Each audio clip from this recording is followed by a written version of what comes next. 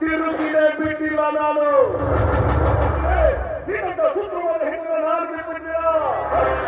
ಜನ ನಮ್ ಕ್ಯಾರೆಕ್ಟರೇ ಅರ್ಥ ಮಾಡ್ಕೊಳ್ಳೋಣ.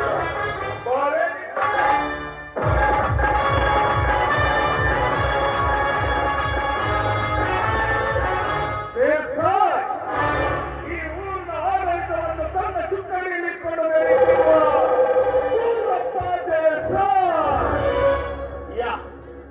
ಯಾಕಂದ್ರೆ 5 ವರ್ಷಗಳ ಕಾಲ ಗಡಿಪಾರಿನ ಶಿಕ್ಷೆ ಅನುಭವಿಸಿದ ನಿನಗೆ ಚೆನ್ನಾಗಿ ಜ್ಞಾಪಕ ಇದೆಯಲ್ಲ. ಯಾರಿವಳು ಏನಿದೆಯಲ್ಲ? ಇವಳು ನಮ್ಮಲ್ಲಿ ಕಲಿಸಿದವಳು. ಬಟ್ಟೆ ತೊಳ್ಕೊಂಡು ಬಾ ಅಂತ ಹೇಳಿ ಕಲಿಸಿದ್ರೆ ಬಟ್ಟೆ ಗಂಟನ್ನ ಬೋವಿ ಕಟ್ಟೆಯಲ್ಲಿ ಇಟ್ಕೊಂಡು ಯಾವ ಜೊತೆ ಚರ್ಚಂದ ಹೊಡಿತಾ ಇದ್ದಾರೆ.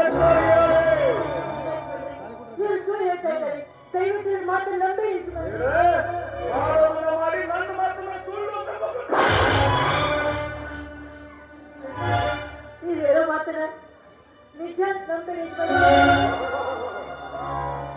ಅಂದ್ರೆ ನಮ್ಮ ನಿನ್ನ ಮಾತು ಕಸ ಮುದ್ರೆ ಕೆಲಸ ಮಾಡೋದಕ್ಕೆ ಹಾಳಾಗಿ ಸೇರಿದ ನೀನು ಮಾಡಬಾರ್ದಂತ ಹೊಲಸು ಕೆಲಸ ಮಾಡಿದ್ರೆ ಯಾವ ಮನೆ ಯಜಮಾನ ಸುಮ್ಮನಿರ್ತಾನೆ? ನೀನೇ ಹೇಳು. ಅಂತ ತಪ್ಪು ನಾನೇನು ಮಾಡಿಲ್ಲ.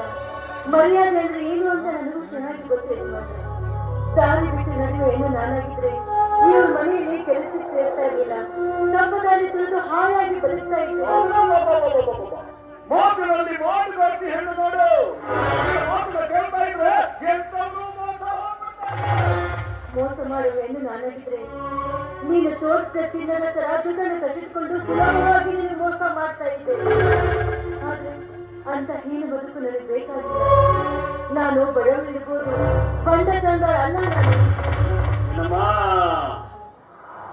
ನಾನು ನಿಮಗೆ ಚಿನ್ನದ ಸರ ಹಾಗೂ ದುಡ್ಡಿನ ಆಸೆ ತೋರಿಸಿದ್ದ ಯಾಕೆ? ಏನು ಅಂತ ಹೇಳಿದ್ ಮಾಡಿ ನಾನು ತೋಟ ಬಾವಿ ಹತ್ರ ಬಟ್ಟೆ ತೊಳಿತಾ ಇದ್ದೆ. ಅಷ್ಟೊತ್ತಲ್ಲಿ ಇವ್ರು ಬಂದು ಕೂಗಿದ್ರು. ಯಜಮಾನ್ರು ಕೂಗ್ತಾ ಇದ್ದಾರೆ ಅಂತ ನಾನು ಎದ್ದು ಮೇಲೆ ಬಂದೆ. ಇವರು ಕೊಂಸೆ ಹತ್ರ ನಿಂತಿದ್ರು. ಯಾಕೆ ಯಜಮಾನ್ರೆ ಕೂಗ್ತಾ ಇದ್ರ ಅಂತ ಕೇಳುವಷ್ಟರಲ್ಲಿ ನನ್ನ ಕೈ ಹಿಡಿದು ಎಳೋದಕ್ಕೆ ಪ್ರಾರಂಭ